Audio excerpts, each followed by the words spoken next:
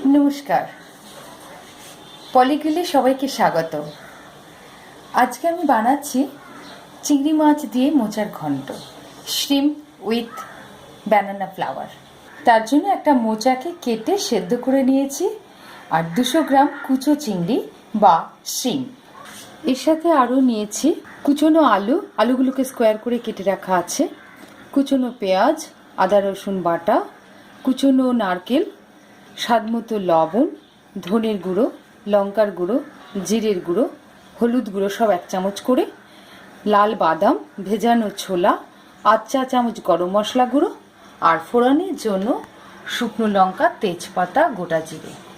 কড়াইতে 1 টেবিল চামচ তেল দিয়ে চিংড়ি মাছগুলোকে ভেজে নিচ্ছি। চিংড়ি মাছগুলো ভাজার আগে হলুদ লবণ মাখিয়ে নিয়েছি।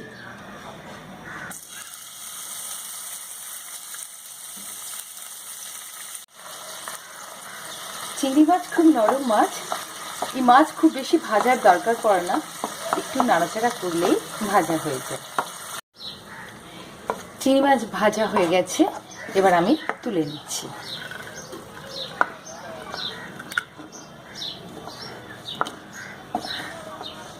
কড়াই গরম হয়ে গেলে 1 টেবিল চামচ তেল দিয়ে দিতে হবে। তেল গরম হয়ে গেলে আলুগুলো প্রথমে ভেজে তুলে নিতে হবে।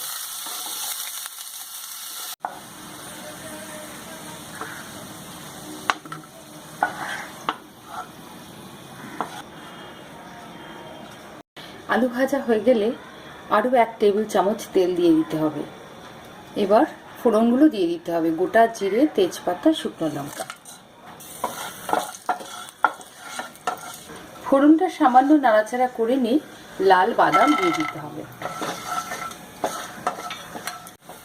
লাল বাদাম তেলে দিলে একটু ফাটে থাকে, তাই একটু সাবধানে থাকলে ভালো হয়। এবার এর মধ্যে কুচনো নারকেল দিয়ে দিতে হবে। নারকেলগুলো একটু হালকা ব্রাউন করে ভেজে নিতে হবে। নারকেল হালকা ব্রাউন করে ভাজা হয়ে গেলে কুচনো পেঁয়াজ দিয়ে দিতে হবে।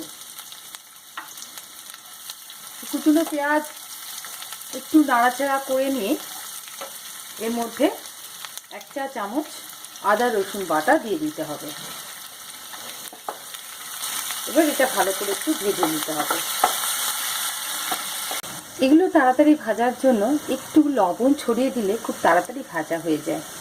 এবার এর মধ্যে ভেজানো ছোলা, 1 চামচ হলুদ গুঁড়ো, 1 চামচ জিরের গুঁড়ো, 1 চা চামচ ধনে গুঁড়ো, 1 চা চামচ লাল লঙ্কার গুঁড়ো, এগুলো ভালো করে এর সাথে মিশিয়ে দিয়ে মশলাটা কষে নিতে হবে।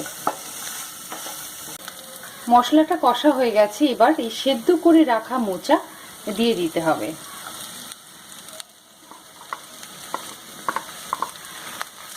মোচা কাটা একটু ট্রিকি ব্যাপার, তাই অনেকে এড়িয়ে যান, কিন্তু আমার একটা ভিডিও আছে কিভাবে মোচা কাটবেন, সেটা দেখলেই বুঝতে পারবেন যে খুবই সোজা। এই বাংলার ট্র্যাডিশনাল এই মোচার চিংড়ি এত সুস্বাদু খেতে যে না কাটতে পারার জন্য আমরা কিন্তু বঞ্চিত হই। সেদ্ধ করা মোচা এর সাথে মিশিয়ে দেওয়ার পর এর মধ্যে ভাজা আলু দিয়ে দিতে হবে। মোচার ঘন্ট যে খেতে সুস্বাদু তাই নয়, এটা হেলদিও, কারণ এতে ভরপুর আয়রন আছে।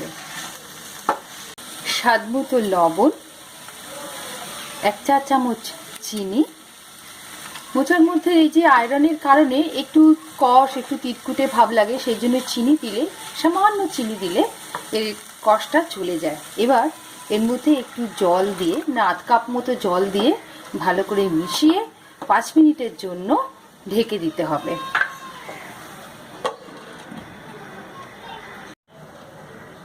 লিডের গায়ে এই ভ্যাপারটা কেমন হালকা হয়ে গেছে, তার মানে আমার মোচার ঘন্ট প্রায় হয়ে গেছে। এবার দেখে নিই।